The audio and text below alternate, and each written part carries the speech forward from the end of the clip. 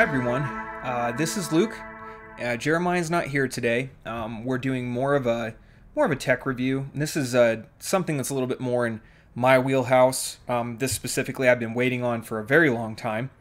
And I guess you could probably tell from the thumbnail we're going to be talking about the AYN Odin. I've just got mine in the mail today, and I'm really excited about it. And so we are going to do an unboxing for you. And then we'll go ahead and mess with the settings a little bit. I'll give you kind of my first impression thoughts. I'm kind of new to the emulator scene. I've had a couple of them, the Retroid Pocket 2, and I've dabbled with converting like Snapdragon 850, 845 processor phones to kind of like a handheld gamer emulation with like a collapsing controller. And it wasn't really my speed. I wasn't really impressed with kind of what they do. Not that the performance of the phone was the issue, more just that it was the performance of the just the setup in general. It was kind of a pain in the butt to have to launch the front end and having to like rotate the phone and make sure it was in portrait mode and things like that. It just wasn't a dedicated gaming unit, and it was kind of a poor man's alternative, which by all means, if that's your go-to for this sort of thing, I'm not trying to talk any shade on it, just it's not my cup of tea. I prefer to have a dedicated gaming device of some kind. So let's go ahead and get into it. By the way, I don't know if these knives are something that YouTube will get pissed off about, but Ruike, not a sponsor, just a really nice knife. I really like these, so let's go ahead and get this and open it up real quick. It did take about, I want to say, 5 to 6 days to get to me, which is pretty typical for DHL. From the port in Los Angeles to me in Utah, it took about 6 days, and that's pretty typical. Just is what it is. They're really good about shipping. I will say that I was in the contribution 10,000 units, somewhere in there. I was like unit contribution number 10,900 or something. I purchased my AYN Odin back in February, February 8th specifically, and they took all the way till now to get it. So it's about almost 4 months. Oh, almost, technically 3.5. So, okay. So as you can see, the device is right here. Just beautiful logo on that black box. And it looks like they didn't forget to send me my accessories. So I got a tempered glass screen protector. Super useful. Definitely something that you will need. They're very cheap on Indiegogo right now. And this is actually something I'm really happy about. So I ordered the protector case because I just didn't want to mess anything up. It looks like it's got hinges on it too, so not like a rubber fit. It's actually like a hard plastic fit, which is excellent. It has cutouts for everything, so it's just a nice contoured case. Keep it from scratching up. That's awesome. So let's go ahead and get the main box out, and let's get some of this packaging out of the way so we can just look at this.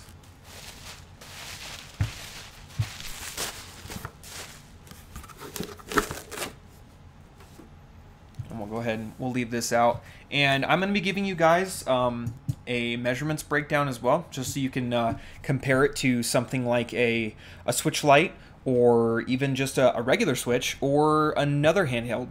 If you are curious about that sort of thing, I find that a lot of reviews typically don't give you a lot of details when it comes to the thickness of dimensions. They kind of just give like a, oh, this feels really good in my hands, but they don't give you physical numbers. So let's, I'll do that and make sure that I'm giving you guys some context for how thick things are. Now, I will say at the time of filming this episode, you can still contribute to the Indiegogo campaign, and that will allow you to, you'll be able to purchase an Odin before they go to retail. And I believe there will be a discount that is applied still, simply because they're still trying to build the campaign, but they are going to be moving very quickly to the retail store, and their website is going to be launching. When that happens, they will be full retail price. Now, what I have here is the Cosmic, I believe. No, it's the purple, the transparent purple. I don't remember the special wording they put on there. It was something along the lines of Cosmic Purple or something. It's meant to be like the Nintendo Purple that they had on various devices that they've had throughout their history. So there are 2 little sticker tabs with AYN just right here. Let's see if I can do this without ripping the box. Oh, nice, perfect. I like to preserve the boxes. I like to keep them. And this is definitely one of the nicer boxes that I've seen. It's definitely not your AliExpress cheapo generic shipping box. It's a very nice box, even though it's just a basic screen print on there. Nothing too fancy. It's not embossed or anything. Okay, so on mine, yeah, they still have this marked incorrectly. I don't know if you can see that or not. I'll try to get that in the camera. So right here they've marked the RAM as 256 gigs. Yeah, that's not a thing. It's actually 8 gigs, but this is the Pro model with 256 gigs of internal memory on the hard drive. So just thought I would make that distinction clear. Okay, so let's go ahead and open her up. And I've never seen this before, so this is a first for me as well. So we've got a user manual, which is very nice. I'm not sure how thorough it will be, but it looks like it's very well written. Sometimes a lot of the time, these Chinese products will have very poorly worded English directions that are just very, very bad. Okay, and it looks like it gives you the product specs right here. So we've got the Snapdragon 845 64-bit processor, or the chip, sorry, followed with a quad-core Cryo Gold running at 2.8 gigahertz, and then we have a second one at 1.8. Okay, and then our GPU is an Arduino 630 at 787 megahertz, I believe is what that stands for. Mine is the 8 gig version. And let's see. And I did go with the 256 gig, and I do have the SD card support, which is nice. That's what I'll be loading all my games from. Let's see. Looks like it's an IPS LCD. So that's nice there. HDMI plus DisplayPort. So there is a dock that you can use for these, and that is available again through the Indiegogo campaign. And at the time of filming this, again, it is available. I think it's $50 US, something like that. That does not include shipping. I should probably talk about the price too, but we'll do that in a minute. I'm sure that a lot of people just want to get to this portion of the video, and that's completely understandable. I hate it when review videos just take forever to get to the good part. Okay, so it's actually a really nice felt on the inside of this. Just little things like that make a difference. Just to tell me that there was a softer internal, and then we just have your typical USB Type-C and charging. No block, just that's something you can order additionally. I did not though. Okay, so here it is.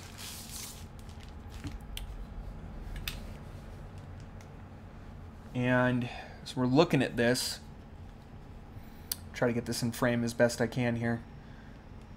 It is definitely not pink.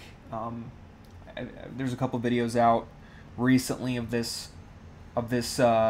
transparent purple, and it is definitely a light purple, more of a violet. It's definitely not like the Retroid Pocket 2's purple, which is a darker, much darker purple, more indigo than anything. This one is more of a transparent violet, more purple though, I should say, than blue. which is nice. It's exactly what I wanted. And it looks like along the top here we have your you have your micro SD compatibility there. You've got your volume controls, left and right shoulder buttons feel really good, very clicky. These top two, these ones are more of a sensor, more like your PlayStation or your Xbox controllers. There's no like snap, it's just, and there is a nice flick to that on both sides, so that's really nice. Thumbsticks, L2 feels really good, nice, snappy, responsive. D-pad, nice roll to it, really clean.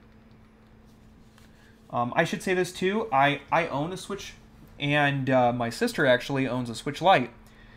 And this is pretty comparable in size, and I don't have one in front of me, otherwise I would give you guys more specific comparisons, but I can tell you just holding this in my hands feels way better than a Switch does. And that's partially because of the fact that the Switch is flat completely on the back, and this one is contoured, and there's even 2 additional buttons there, so if you wanted to, as you're playing, you can just click these back buttons for added use. Now this, I hate how a lot of consoles seem to place this stick in this location. I don't really understand the reason for that. I guess it's just a favorite thing. I definitely prefer it to be up here. I just don't get as cramped. But it's still usable. It's just not quite as useful as I would like it to be. But this little home button feels great. The A, B, X, and Y are really sturdy. They feel really good. And that display is just reflective, my goodness, and it is so nice. It is perfectly mirror smooth. There are no scratches from the factory. And there's a nice texture to this plastic as well. It's not totally smooth. It's got a nice feel to it. It's definitely clean. And it feels really good. I'm gonna go ahead and try to power it up for you guys here.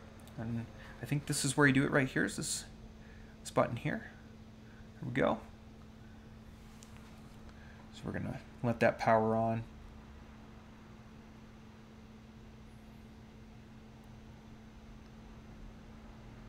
Really nice boot logo.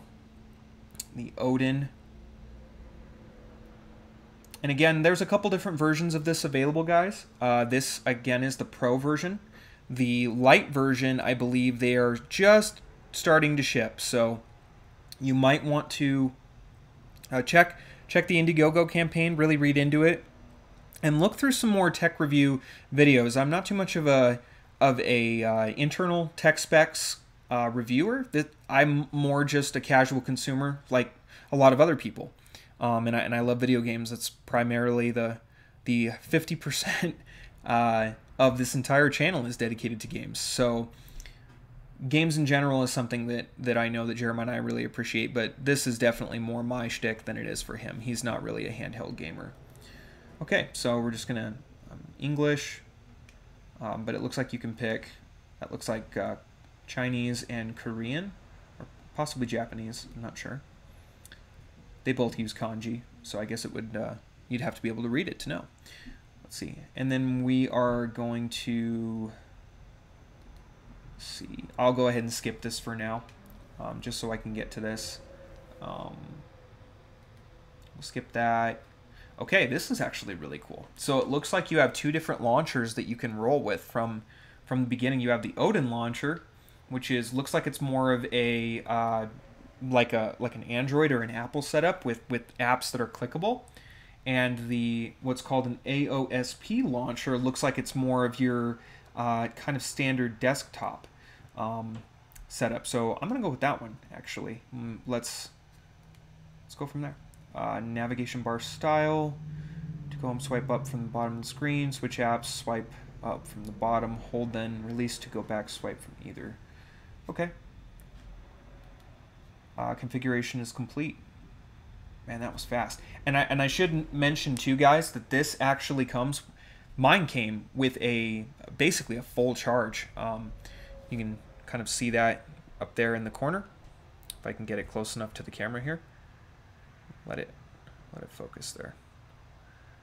96%. Okay, so I mean, obviously I don't have any games on here or anything, but I mean, there's a screen capture app, which is really cool. You could actually capture your video straight from the device, it looks like. Again, I'm just coming at this from a very casual perspective. I don't know a whole lot about the specs of this, but man, am I sure eager to learn about it. And my goodness, I'm impressed. I really am. It looks really good. We'll go ahead and skip at this point to the gameplay. Okay, so now we're to the gameplay portion of the video, the part that most of you have been waiting for. So I've had a couple days to mess around with this and to get kind of an idea of what it's capable of. And like I said, I've had the Retroid Pocket 2, and I had a Snapdragon 845 LG phone that I went and purchased with a 256 gig SD card that I used to carry all the ROMs, so that the internal CPU wasn't carrying all of the weight to actually like read from the internal memory and then be able to process it. And I still wasn't able to get nearly the quality that I can get out of this, that's a big thing. So one thing we're going to do is I'm going to try to keep this short and sweet, because I know there are a lot of more technical reviews that have much better grips on what this device is capable of. Taki Udon and ETA Prime, and there's one more. Retro Game Corps is another one that have detailed setups for everything. I'm just going to quickly show you guys what I've been able to do based off of watching their stuff, and also just from fooling around with the device myself. And I'll give you some pointers for things that I found to be really helpful for just navigation and things like that you won't find out of the box, but they definitely help. So first thing we'll start with, gesture controls. So when you are loading into the base, just you boot it up and it turns on. This is the screen you're going to get. And so you are going to see just, your basic icons. There's nothing too crazy. You can load anything you want pretty much off the App Store. I will say you will have to side load a few things for things like Netflix and Disney Plus if you want those, but they do work, and they are just slightly older versions. You can go to GitHub. Just a quick Google search will show you how to download those as a side loader. That's not really the purview of this, so we'll keep going. Gesture controls, like I was saying. So you'll notice at the bottom of the screen right here, I have a back button, a home button, and a Windows button. So the Windows button will bring up kind of what's, actively running in the background, like, your typical smartphone would, but it won't show that when you first get your device. And it was kind of complicated, actually, for me to figure out where those come from. So basically, if you just go into settings, and I have them preloaded into Windows here, and I'm going to try to get this so you guys can see this. There's quite a bit of glare. All right, there we go. So basically, if you just go to your settings, you can swipe, actually, and you just type in gestures, should bring it right up, and it'll be here. System navigation. You're gonna have two options. The top one is your gesture navigation. You don't want that unless you are comfortable with swipes and you can program it to be able to do what you want. I went with the 3-button navigation, which is your back, home, and Windows button, which is what most people are familiar with most smartphone devices, and it will allow you to quickly navigate between your emulators and your file management systems or your home screen. Even though you have a home button, sometimes it's really helpful just to be able to click into it and to be able to just quickly figure out what is running and be able to go from there. Okay, so let's start with Aether SX2. That's the one that I seem to find a lot of people are talking about, and that's because this system can run PlayStation 2 extremely well. And I've been messing with this probably more than anything because I've never had an emulator that could run PlayStation 2 nearly as well as this one can. We're talking nearly 30 frames a second, native resolution or better, with hardly any stutters, maybe a little bit of audio lag and a little bit of visual delay at times when the screen just gets a ton of bloom effects or a ton of on-screen graphics that are just kind of all going off at once. And I've been playing some pretty demanding games. As far from what I can tell, a lot of people tend to stay away from these games because they just don't look very good for review purposes because they don't run as well. But I was able to get passable play out of them. So I just want to load up Call of Duty Finest Hour real quick and show you guys kind of what kind of an experience you can expect to get.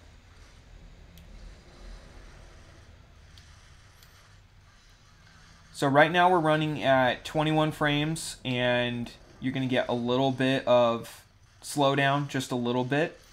But when you actually, and I have the buttons mapped to be able to have these two back buttons, so you won't see me using these thumbsticks at all. But I have the two back buttons mapped for firing controls.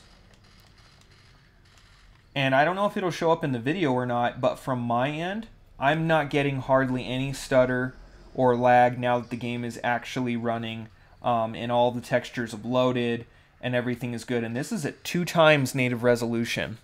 And I just turned that screen brightness up so you guys can see real quick kind of what you're looking at. And we'll just play it for a minute and we'll see what happens. A little bit of audio lag there for a second.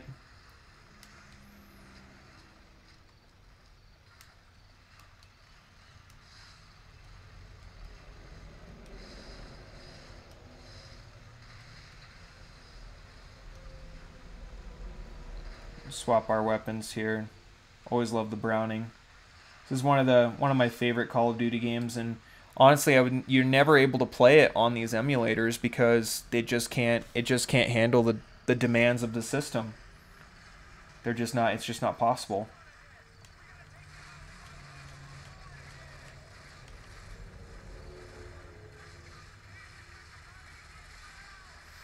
Okay, so let's say you're playing this and you're just not happy with the emulation experience you're getting, even though you're getting playable near native resolution speeds. Let's just say you just don't like it. Hit the pause button right there at the top, and you can configure all these settings just by clicking up here into the options menu, and you can actually disable all of the touch controls. But we're not going to look at that. So to change the game settings, not the global settings for the emulator itself, you actually want to click into the little eye icon. And when I find that I can get the game to run pretty smoothly is just by messing with these cycle rates right here. And right now I have it set to 75% for underclocking at a mild underclock. And you can change graphic settings, texture filtering, all that jazz. Watch somebody who can explain those things better to you. I'm not as technical with those things. But what I do know is that if you come down here to the very bottom, your blending accuracy is going to make a big difference. Your GPU palette conversion, you want to check that, and you want to disable your hardware readbacks, because that's going to drastically slow down the rendering speed, which is going to make the game play slower. You can also mess around with software rendering threads. I'm not sure if that's for a Vulkan front end. I don't know if that works in OpenGL, but I do know that I have it enabled anyway. So go ahead and go back, and I mean right away we're already kind of sitting at 20 frames. I mean, I played this game pretty consistently last night for a long time, and what I found is it's totally playable. I don't really think that it could get much better without being nearly perfect. I mean, you're talking about a game that's running at twice the native resolution, at almost 30 frames consistently. Almost 30 frames consistently. I won't say it runs perfect, because there are games that do run perfect. But this game runs well. It runs very well. And if you give it a minute to where it loads everything, it will load everything to the point of being nearly completely stable. So we're just actually going to exit out of this so I can show you guys some other stuff. So we're actually going to load up Lego Indiana Jones. And this was another one that I messed around with a little bit, and I experienced no issues with this at running at nearly 50 frames right there at the top. You're getting, I mean, we're at 44 frames consistently. I'm going to turn this up so you can hear it. I don't know if that will come through in the video or not, but... And we are running currently at, right now, graphic settings. I think I have this set to global. So if you go in, this is, I should probably mention this, but there are a couple really good videos for showing you how to just make really good setups for Aether SX2. So I won't go into that too much, but basically copy your global settings is just right here under general settings, and then just I copy those over so that I can just copy over, because I have kind of a benchmark that I start with, and you can kind of just try to get this in frame. I apologize, I'm not used to filming this way, so it's a little bit off, but this is, I mean, for the purposes of showing you guys what it's capable of doing.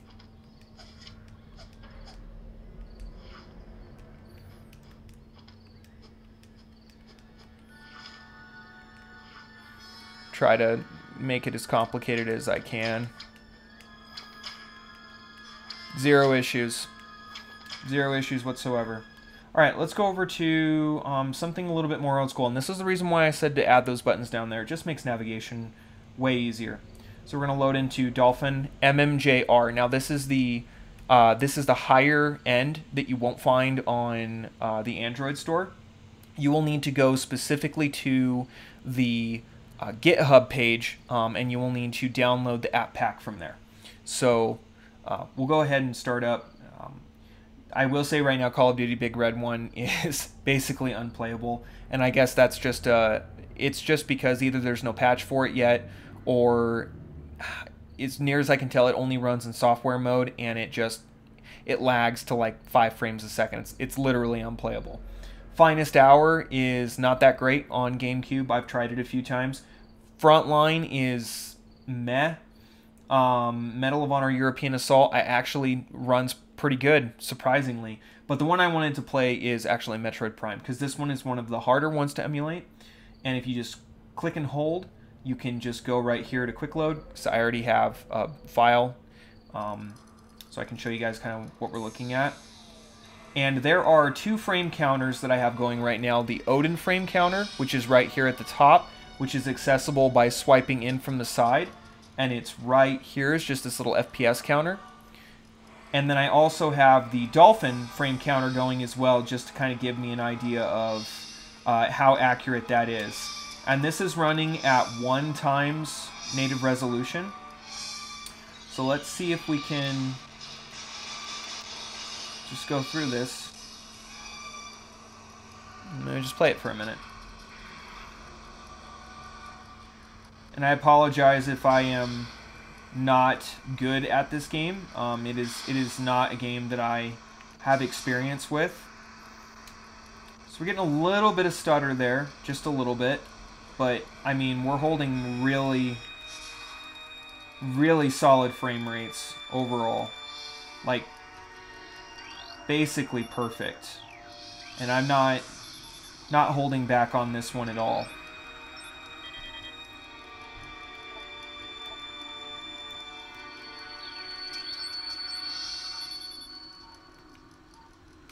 Now, for this one, if you want to go back to the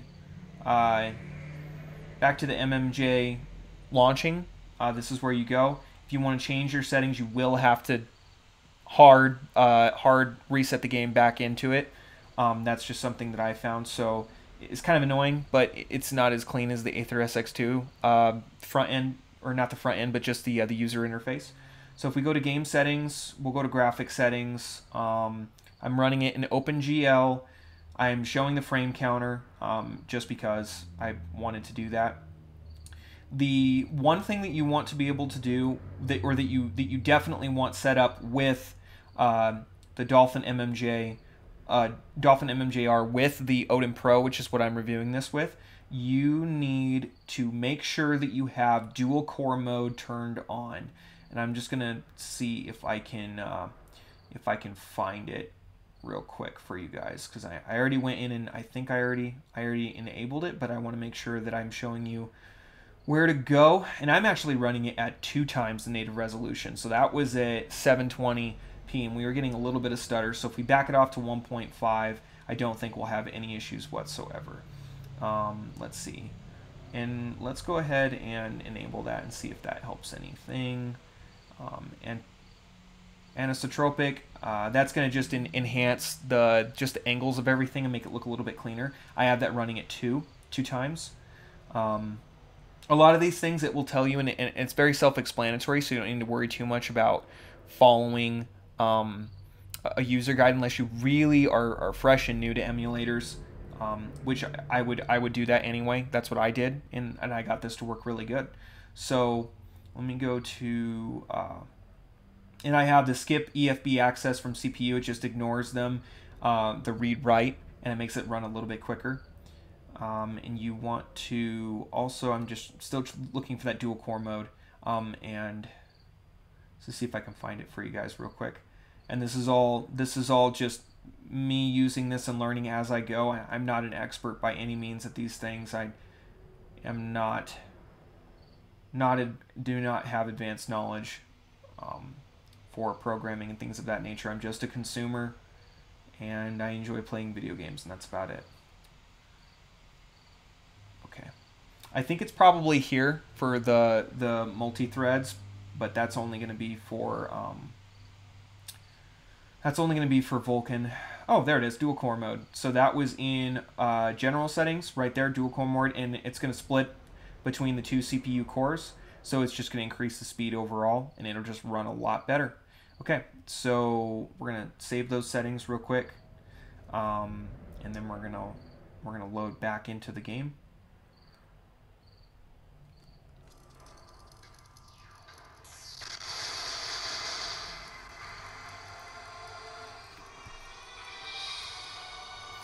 And I mean, right now it's running at 56 frames per second, which is just super quick.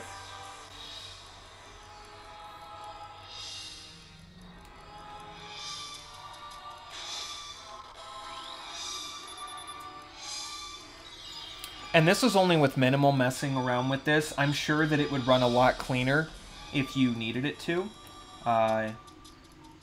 But I don't have it fully optimized yet. I've just been messing around with it in preparation for making the video, just to kind of get a handle on how the system runs and how it works. I probably have about 10 hours with it so far. So that's yeah, that little bit of stutter when those graphic effects kick in. And like I said, if I were to back this all the way down to just 1 time on the native resolution, I believe it wouldn't stutter at all. But I just wanted to see what it was fully capable of doing and holding at over 30 frames per second. Just get into some combat real quick.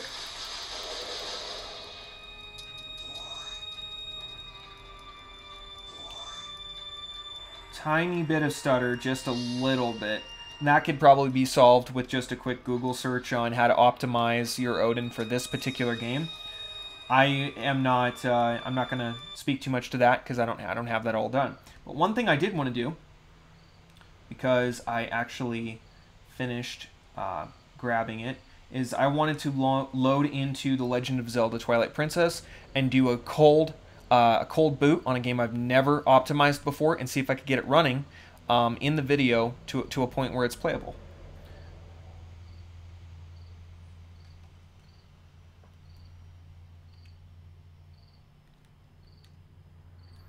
Oh, and I forgot, you will need to map the GameCube input, and I already have have this already set, but we'll go ahead and do it real quick, just so that we can show you guys everything about how to do this.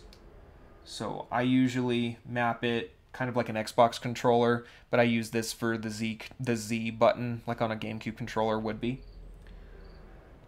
Up, down, left, left, right, and then the C stick.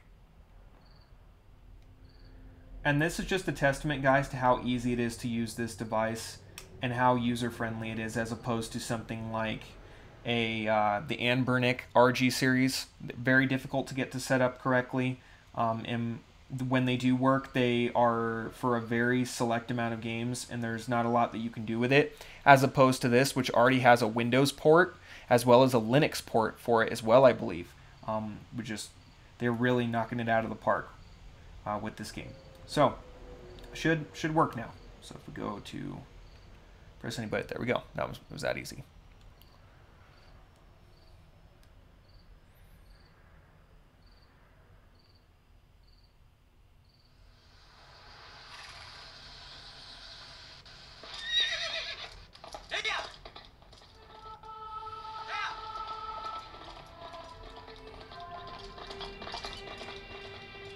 And this is 30 frames, guys. I've just booted into this without even messing with the settings. I touched nothing.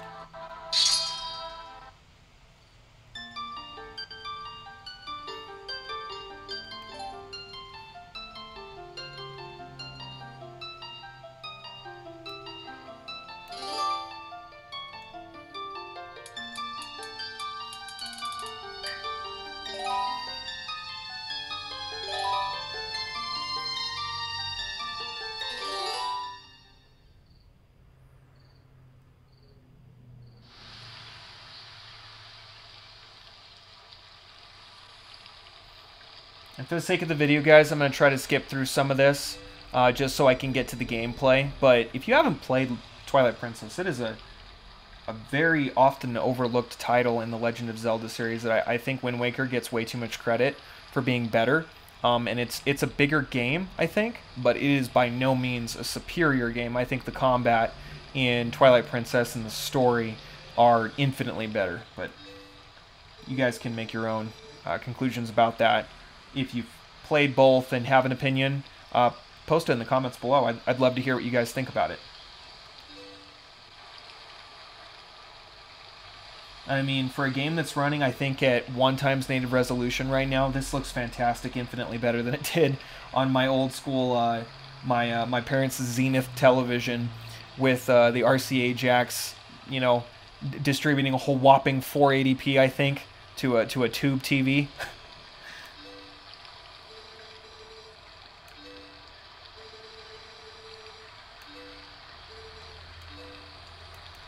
We're just going to try to skip through this as best we can here.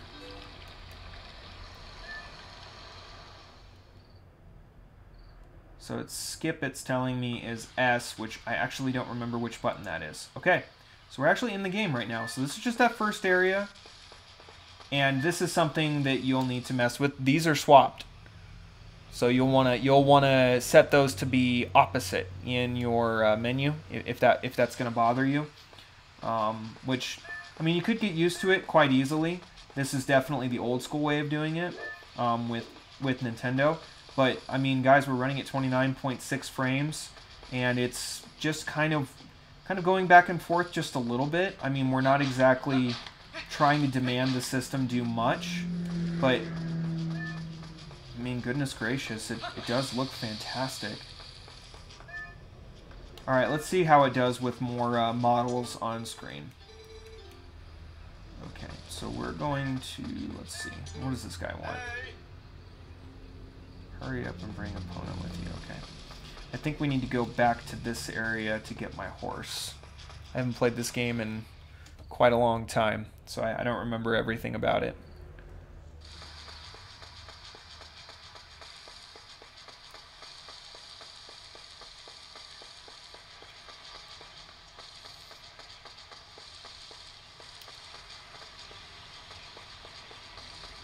There we go.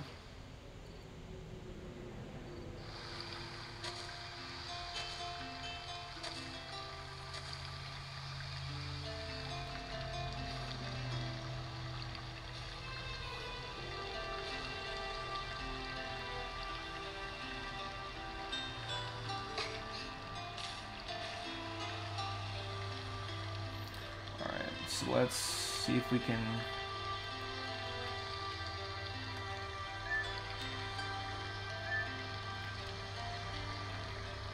See if we can figure out which button they're asking me for. Oh, I can't remember. I'll have to get it set up at a later date. I think it might be one of these, GameCube might have called one of the L3 or R3 one of those buttons, but I can't remember. Alright, let's get the horse.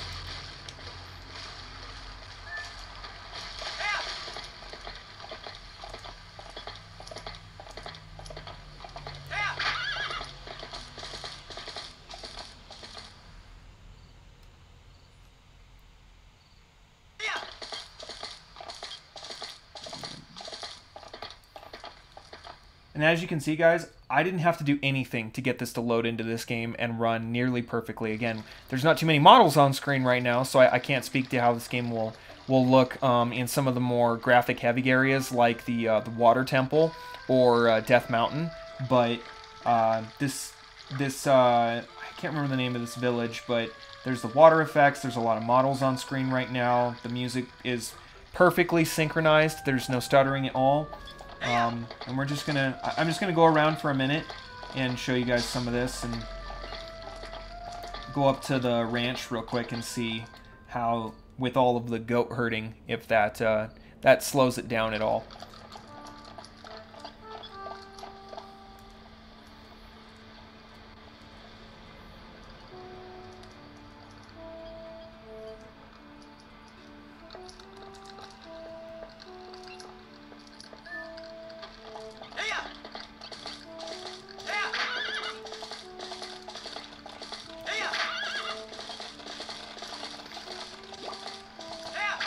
Not getting any slowdown, which is awesome.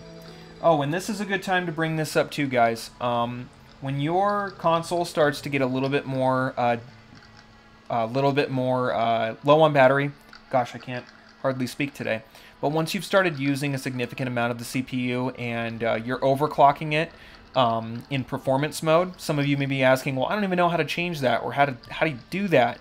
So the easiest way to do it is going to be to swipe down like you would on your Android phone, and you'll actually have the icon is right here. And so if you bring this down all the way, like right now, you can see on mine, it's saying high power consumption. And that's because I'm in high performance mode, and I have my fan set to smart, so that I can try to get maximum power out of this device. And from what I can tell, at max power consumption, on a full charge, you can get about, I think, 3 to 4 hours of really heavy emulation, like GameCube or PlayStation 2 on like the maximum settings potential. But I've only been able to drain the battery down to like 50%, and that was after using it for half a day. So I can't really speak too much to what a fully drained battery looks like. I don't drain my devices all the way. I always put them on the charger once they hit like 10 to 20. I'm really kind of scared about ruining the batteries on the inside. But I don't think we really need to go too much into this. Like I said, you can find better videos that have more in-depth settings for this game, but it just loaded and it just worked. And that was with the MMJR build that I found by doing just a quick Google search, and it took me to the GitHub page. I downloaded it right to the device. Now, let's talk about some other things real quick. So that's just some gameplay. There's really not even a reason to talk about front ends, at least front ends in relation to how they are going to work with RetroArch. If you want a full tutorial on how to set RetroArch, this is not the video for you. I watched a couple and I got RetroArch working really well, but you will need to do that and make sure that you know what the internal synchronization of your screen speed is, and then make sure that RetroArch is running to that and not trying to emulate based off of what it thinks it's doing, because you will get some frame stutter in the background for some of your older games like Super Mario, Yoshi Island, I believe, for Super Nintendo or Game Boy Advance. I can't remember which they changed it. I think it was just Yoshi's Island for Game Boy Advance. But if you're playing it Super Nintendo, you might get some frame lag. So let's talk about some other things. So let's talk about how to manage your games. So you have already went through. You have your games compiled. You have them all in your system already. And we're not going to show you how to do that. You can find out how to do that on your own. But let's just say that you have games. You want to scroll down to, or just get into your settings menu, and then you may be asking yourself, which is better? Do you want them to boot from the disk, or do you want them to boot from Odin? Honestly, I can't find that it makes a big difference one way or the other. I have an expandable storage in here, a 64 gig SD card. A nice one, SanDisk. Don't cheap out on SD cards, guys. Get the good ones. They last longer, they read write better, and they won't corrupt your files. So just make sure you spend the money. I mean, they're dirt cheap now. But that being said, if you go to your Odin list and then make sure that you have this set up properly. Make a file for everything. So I'm going to try to get this in view, and so that you guys can see exactly what's going on. But you want to make sure that I use Dig as a front end. So I have Dig themes in their own list. I have the Dolphin MMJR files all in their own place, but I don't have the emulation. The GameCube games are in another place. And that just makes it easier to find things. It makes it easier for RetroArch to find the files you need. It makes it easier for things like DuckStation and AetherSX2 to find the files you need. Just make sure your organizational skills are up to par. Make sure that you are putting the emulators in the correct file names, and it's easy for you to find. So that's what matters most, is that you know where it's at. But also there are some system requirements that make sure that you have it in the right place. Like you'll need a BIOS file for PlayStation 1 and for AetherSX2 to run properly. A simple Google search will be able to find you exactly what you need. That's something that I'm not going to talk about here. So I have everything set up where you can see all of my games are just in the correct file list. Now, this is something that you won't necessarily find in other tutorials, maybe a few of them. Make sure that when you, like for PlayStation 2, AetherSX2 won't be able to read. You'll say, I downloaded the game. Why isn't it working? You'll notice that there are different file names here. .iso is the only one that it will read. If you have a .czip or a .zp, I think is what it stands for, it won't read that. You will need to extract the file once it's been downloaded to the correct folder. It will only read ISO, and that goes for GameCube as well, and PlayStation 1. It won't read the zip file. GameCube might read it, but it'll try to extract it when you try to launch it. It takes forever. Just do yourself a favor and pre-extract it, and then compile them in a file, and then upload it to your Odin. And do it using the SD card. Don't do it using the USB Type-C cable. It takes forever that way. I don't know why, it just does. There's not too much more I can talk about, honestly. There's just overall my thoughts and opinions of the Odin is that it is well worth I think I paid like $250, and you can see I have the clear hard shell case on the transparent purple model, and I'm using a screen protector from that I was able to get from AYN as well, and it works perfectly. I mean, it fit the screen beautifully, and there were no bubbles or anything. It was nice tempered glass. A+ product from them. They're doing a great job. And this device it runs so good. It's like a AAA title video game. It just works. Or like a flagship phone from LG. It just works. You don't need to do a bunch of stuff to it. And if you do find that you need to do a bunch of stuff to it, it's probably because you're either using the wrong emulator or you don't have the settings pre-configured correctly. A lot of people I see are complaining about the video, or they're complaining about it doesn't work properly right out of the box, and I can't figure out why it's not just working. What am I doing wrong? Well, to tell you the truth, it's probably not working right out of the box like it should, potentially because you don't have the files set up correctly, and they're not either reading and writing. And right now I'm just showing you how YouTube loads. It boots right up. And it will try to play videos in 720. You can change that though. But just, gosh guys, I can't say enough good things about this device. The only thing I will say is that with time, emulation will get better. I mean, we're talking about PlayStation 2 now being almost 75% fully compatible with a handheld device, and we're barely 5 years after Nintendo Switch came out, and that was considered kind of a revolutionary point. So don't be too harsh on it if it can't do the most demanding game you can think of, and it just won't run it no matter what you do. That's it's not a limitation of the hardware. It's a limitation of the fact that we're working with emulated games and we're working with third-party apps to try to make original titles work with new reading software. And it doesn't always work out. So just be patient. And also check out some other videos from some other people. Again, AYN Odin has an amazing video series on breaking these things down and how to set everything up correctly. And so does Retro Game Core and ETA Prime. All super good channels for these types of devices. If you want to know more, check those guys out. And right now you can still purchase these at the time of making this video, the 23rd, I believe, of May in 2022. You will want to make sure that you are going to either the AYN official store, which I believe you can only find the Pro model there now. I don't believe you can find the Lite model in the store just yet. I think you can still buy it from their Indiegogo campaign. Back them, guys. They're doing a great job, and they are really good at getting back to people. They're not ghosting people's conversations or taking concerns and chucking them out the window for the sake of saving profit. They're doing a really good job, and they're trying really hard. At least that's what I can tell. So I think the last thing I wanted to do is, because I promised you guys I would do this, I am going to give you guys kind of an idea of what we are looking at as far as dimensions are concerned. Let's just, I'm going to set this to inches for our imperial measurement people, and then we'll switch it to millimeters after that. All right.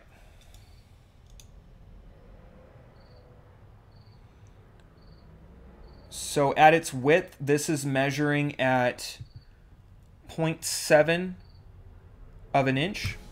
And if I change that over to millimeters, we're looking at 18.1 millimeters. And that is the width of the actual physical body of the screen this way on its edge from here to here. So now we're going to do the width of the device this way at its thickest point, which is where the grip is, and that is 25.6, 25.7 actually. It's right on the edge of being 0.7. This is a very thin device. Now, what does it measure this way? Again, if we bring this all the way out, we're looking at 96 millimeters. Again, this device is very small, and I don't have super huge hands, but compared to a Switch Lite, this is smaller, and it's more portable, but it fits perfectly into a Switch case. And I will say it feels like it's made to the same level of quality. It feels like a Nintendo product. It feels like something that you pay $200, $250 for, and you're getting something worth that much money. It doesn't feel cheap. It feels like something you can walk into Best Buy, see it on the shelf, and know that it's locked up for a reason. That it's worth something. I guess that's gonna wrap it up for this one, guys. Again, I'm not a super tech heavy guy, but I just kind of wanted to give you guys an idea of what the thing's capable of and what it can do. And with that, I am going to sign off. Thanks for watching. We'll catch you on the next one.